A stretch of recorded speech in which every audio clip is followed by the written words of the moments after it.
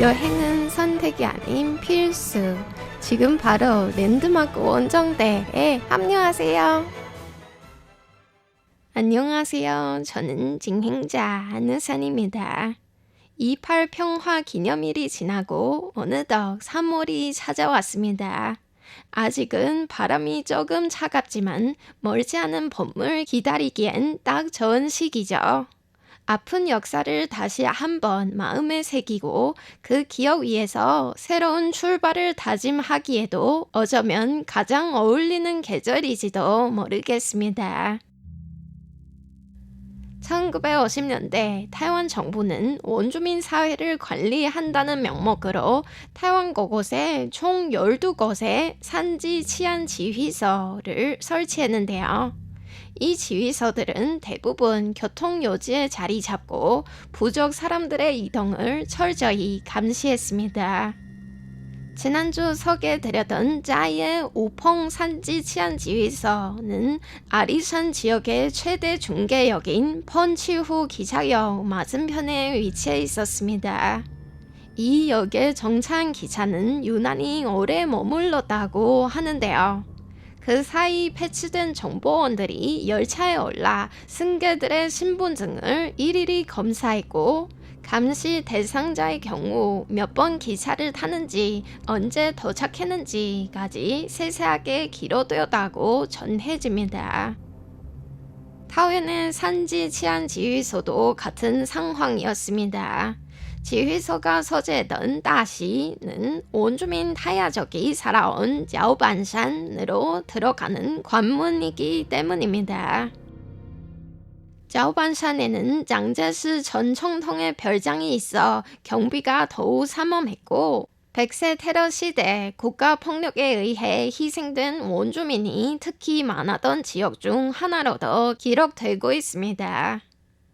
그럼 오늘은 그 역사의 현장으로 조용히 한 걸음 들어가 보겠습니다.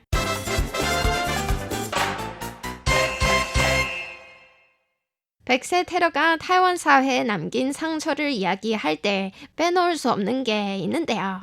바로 한 시대 지식인의 맥이 끊겼다는 사실입니다.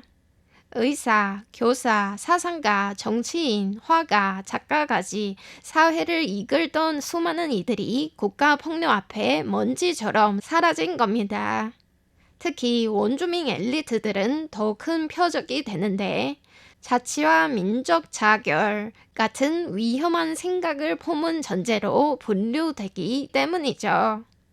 그 결과 이미 구조적으로 약세에 놓여있던 원주민 사회는 스스로 발전할 기반을 잃었고 더 깊은 억압 속으로 밀려날 수밖에 없었습니다. 1954년 6명의 원주민 엘리트들이 처형됐습니다. 이 중 늘 원주민 권위운동의 중심에 서 있었던 링레이창은 타이완 최초의 원주민 정치 엘리트로 알려져 있습니다. 그의 삶을 들여다보면 저항의 뿌리는 더 깊은 곳에 닿아 있는데 그의 아버지는 마을을 지키기 위해 일본 전부에 맞선 인물입니다. 원래 타야족은 지금 신베이시 산샤 지역에 거주했으나 일본군의 공격 이후 타이완 자오반산으로 이주하게 됐습니다. 1909년 항복의 자리에서 링레이창의 아버지는 10살이었던 링레이창은 인지로 내보내는데 대신 아들에게 반드시 현대식 교육을 제공한다는 조건을 내걸었습니다. 총칼 앞에서 내린 결단이지만 동시에 미래를 향한 선택이기도 했죠. 자오반산 원주민 학교를 마친 링레이창은 어느 날 타이완 대학교의 전신인 타이완 총독부 의대에 입학했습니다. 당시로서는 극히 드문 원주민 출신의 엘리트 코스였죠. 졸업 후에는 고향으로 돌아가 의사로 활동하는 한편 일본인과 원주민 사이를 잇는 가교 역할도 했습니다. 그 역량을 인정받아 1945년 타이완 총독부 평의원으로 초빙돼 원주민의 자치와 공공사무에 적극 투신했습니다. 제2차 세계대전 이후에도 그의 발걸음은 멈추지 않았습니다. 전후 선거에서 첫 번째 원주민 성의원으로 당선되면서 의회에서 원주민 인재 육성, 정치 참여 확대, 행정제도 개선을 적극 추진했습니다. 특히 타야조의 고향을 되찾기 위한 토지 반환 운동은 그의 대표적 활동이었는데요. 하지만 이 요구는 정부로부터 거절됐을 뿐만 아니라 오히려 공산주의 선정과 연계됐다는 의심을 받게 됐습니다. 결국 그는 반란과 횡령이라는 혐의로 사형을 선고받았습니다. 이렇게 1954년 6명의 원주민 엘리트들이 총선과 함께 생을 마감했습니다. 한 시대를 이끌 수 있었던 공동체의 미래가 될 수 있었던 인물들이었습니다.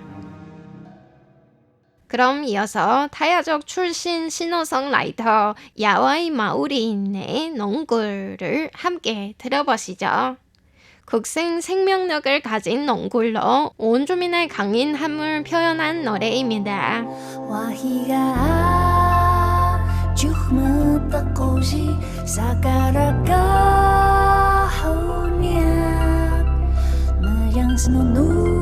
Senunuhnya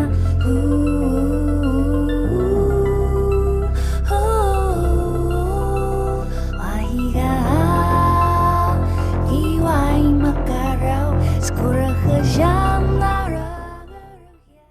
사형 집행 이후 정부는 자오반산 곳곳에 공고문을 붙여 공동체 전체를 강하게 압박했습니다. 링루이창의 가족 역시 깊은 상처 속에 놓였는데 원주민 작가 작성한 응은 한피에는 그의 아들 링마오천의 증언이 기록되어 있습니다. 아버지의 시신 인도 서식을 듣고 여기저기 덧을 빌려 타이베이 극락 장례시장으로 향했다. 그곳에서 한 군인이 아무렇게나 시신 하나를 가리키며 내 아버지라고 말했다. 나는 믿을 수 없어 시신을 뒤집어 확인했지만 아버지가 아니었다. 결국 포르말린이 가득 찬 보건실에서 시신을 한 구 한 구 뒤집어 가며 찾아야 했다. 그렇게 해서야 겨우 아버지를 찾을 수 있었다. 다행히 링루이창의 정신은 아들들에게 그대로 이어졌습니다. 아들들은 아버지의 길을 기억하며 원주민 의료 발전에 힘쓰는 한편 민주화 이후에는 아버지의 억울한 누명을 벗기 위해 분주해 왔습니다. 수많은 노력 끝에 2005년 자오반산에는 링루이창의 원주민 이름을 딴 로진 와탄 기념공원이 세워졌는데 공원 안에는 링루이창의 삶을 기록한 공간과 가족을 기리는 빈서가 자리하고 있습니다. 목조 전망대에 오르면 자오반산 너머 그들의 본래 고향인 산샤 방향을 바라볼 수 있습니다. 봄이면 벚꽃이 만개하고 좁쌀이 익어갈 때면 황금빛 물결이 산을 가득 채웁니다. 링루이창에게는 여러 이름이 있었습니다. 타야적 이름, 일본식 이름, 그리고 한족 이름. 이 이름들은 타이완 원주민이 스스로의 정체성과 삶의 방향을 자유롭게 선택하기 어려웠던 시대를 증언합니다.